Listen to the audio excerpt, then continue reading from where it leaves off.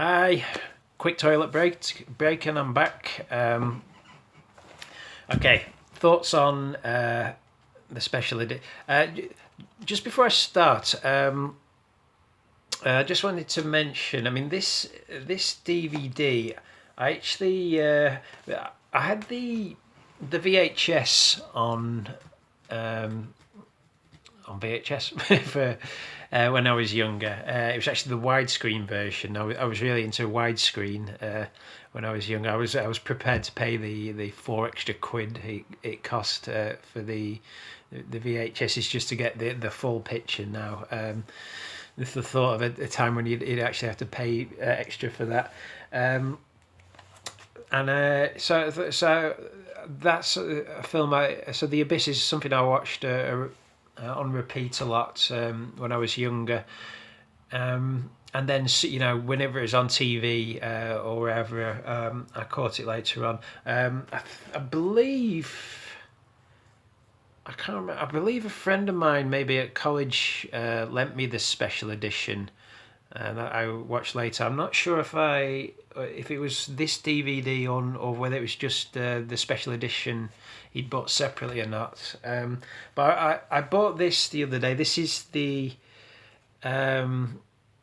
has both the theatrical and the special edition on it, the director's cut, and it's it's sadly the best version out there. I mean, why there isn't a pristine Blu-ray of this film available on the market? I haven't checked if there's one available in America, but there certainly isn't one available in the UK. This is one of the ones that I think I bought. I think this came out in 1999. This DVD, and I bought it for a penny. Just the £1.26 charge, and I thought, well, that's a bargain for a great film. But it's so old now that it's sort of meant to be watched on 16:9 tellies, sadly. So, although it's widescreen, it's cropped. It appears in a box, and when I put it on the laptop last night, I had to spend the first 10 minutes dicking around with the I've never done two videos in a row before, so and this is why my words are going. I had to spend a lot of time trying to figure out the best ratio to watch it in, and I finally figured it out. But then the picture isn't great, so come on, let's get a great Blu-ray edition of this film with both versions of the film on it in widescreen, of course. Excuse me, it's a warm day today. Anyway, the director's cut is it was released initially in 1993, 4 years after the release of the film. Amazing, really, that they were able to do that, because the film underperformed at the box office. It had a budget of 50 million, but only made 90 back. And that sounds like a hit, but I think when you take into account marketing costs and what have you, I think Hollywood doesn't really deem a film a hit if it makes upwards of 3 times its budget back. So as a result, it's kind of regarded as maybe one of his lesser works. But this film definitely has a fan base. Like I say, I've got friends who are dismissive of this film, but I know others who are just as passionate about it as me. But of course, what happened is, he made The Abyss in '89. 2 years later, he made Terminator 2, the biggest hit in the world, and he signed a deal with this studio for future James Cameron projects. And luckily, he was able to secure $500,000 to go back and complete the the 2 hour 45-minute version of the film that he initially wanted to do. I say initially wanted to because he did go on record as saying that the 140-minute version is the better version. It's and I have to say I have to agree. I know the a lot of people do prefer the director's cut, but for me, the version that works better is definitely the theatrical version, and it's tighter. The director's cut feels a lot flabbier, and as we all know, like the films often have deleted scenes cut out just for pacing reasons, and to think that everything that you've shot to put in a film is going to be gold, or work to the film's benefit.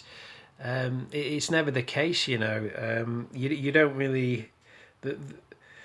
You discover what the film is in the editing suite. I think. But I mean, if we're going to talk about differences, the two, the first, the real difference of the two really comes in the last 20 minutes of the film. Up until then, it's superficial differences. The extra footage added in, it really only elaborates what was conveyed perfectly fine in the theatrical cut. You get extra scenes relating to Bud and Lindsay's marriage and why it broke down.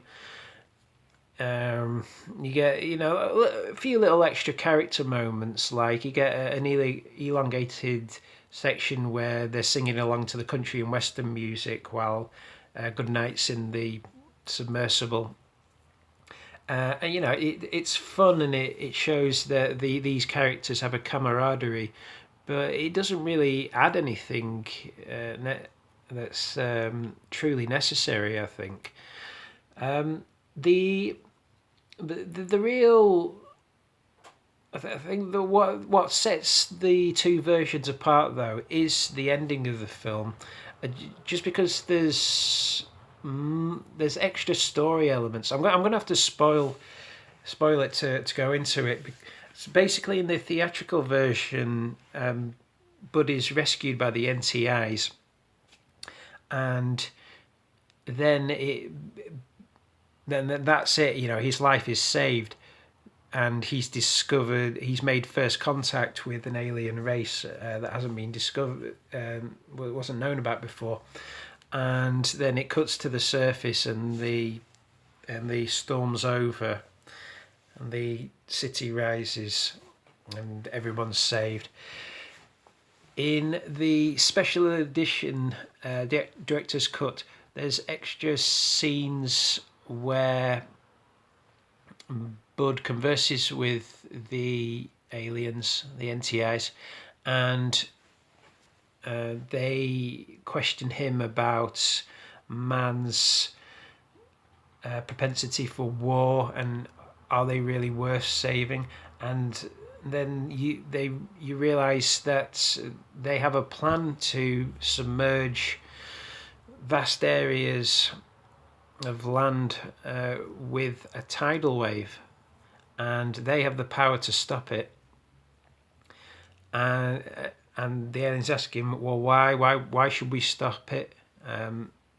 Isn't man inherently evil? And then Bud has to convince them that no, there is good in man if you just give them a chance. And then you have what was intended to be the show-stopping set piece. The aliens stop the tidal wave, and it just stays perfectly still. Would have been a revolutionary sequence had it made it to the film in '89. I think apparently Cameron decided to lose this sort of war-based element because at the time, obviously 89, Glasnost, the collapse of the Soviet Union, this was all happening. It looked like the East and the West were going to be allies from now on, and so it kind of felt redundant to have this sort of Cold War elements to the film running through it. So that was very much tempered down for the theatrical version. Like I say, cut forward 4 years, he decides to release the alternate version of the film.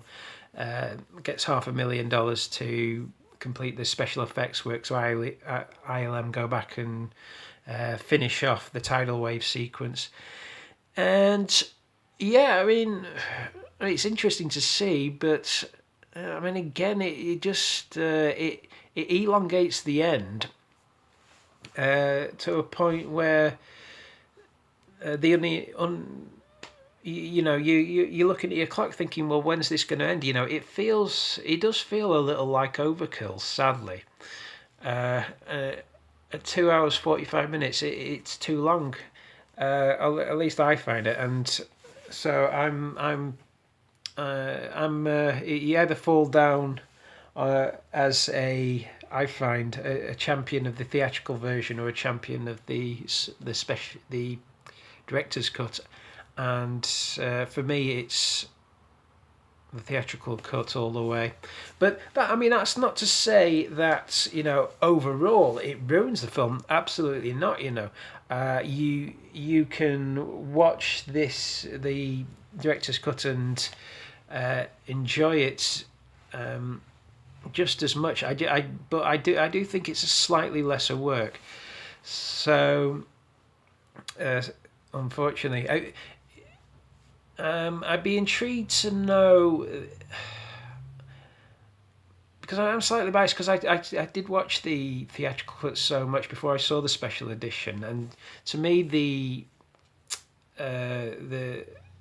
director's cut, the additional stuff, it stood out like a sore thumb. And when you get deleted scenes, the thought that always runs through your head is, why was this deleted? And to me, when you hear directors' commentaries, they always say, "Oh yes, it's a great scene, but it just didn't fit." And I always think, no, it's you cut it because it's not as good as the other scenes. This one feels a little flat. You didn't get the actors were having an off day or whatever, or it was a bad scene. And but I don't know. Maybe you're just thinking about that much more than. Because you knew that the scene was ultimately meant for the cutting room floor.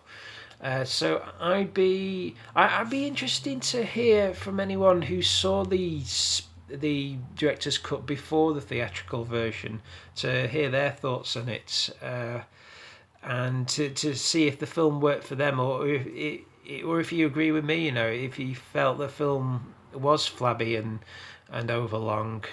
And or if it was or if it worked for you, and if you went back and watched the theatrical cut later on and still agreed that that's the better version, if you do, great, each to his own.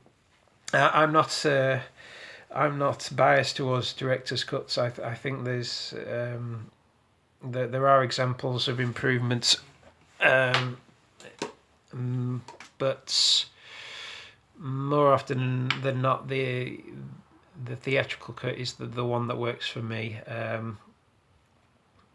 Let's see it now. You're talking of something like Terry Gilliam's Brazil, where that was just a case of the studio coming in and butchering a work of art, or Sergio Leone's Once Upon a Time in America. I don't think I've ever seen the original US theatrical cut of that.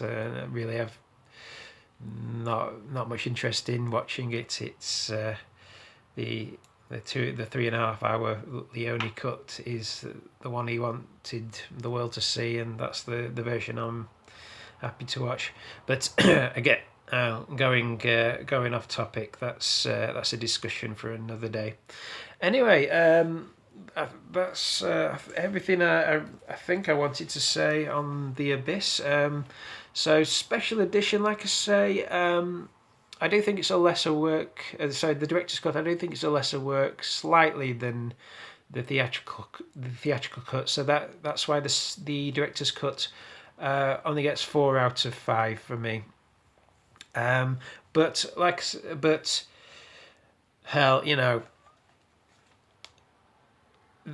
and this is the best version of the film out there. But if you've never seen it, do yourself a favour, check it out. It's a real treat of a film, and sadly, this is the best version out there on DVD. No Blu-ray. Maybe that will change one day, hopefully.